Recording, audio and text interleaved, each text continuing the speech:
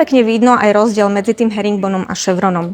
Herringbone sú naozaj pod pravým uhlom rezané dosky, také užšie, kratšie, ktoré sa skladajú do tzv.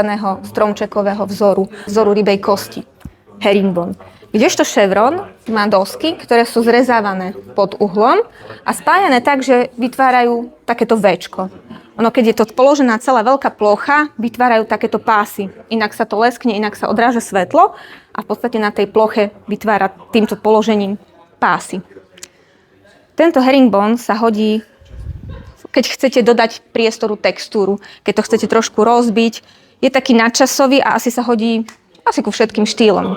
Je aj trošku jednoduchší na montáž oproti tomuto chevronu. Tento vzor chevronu je skôr taký elegantný, keď chcete dodať tomu priestoru taký akože glanc a možno trochu podporiť aj iné prvky, ktoré v tom priestore sú. Farebne sa vám vieme maximálne prispôsobiť od svetlých, prírodných, lakovaných, olejovaných až po tieto najtmavšie. Osobne vám poradíme v Modo Design. Príďte.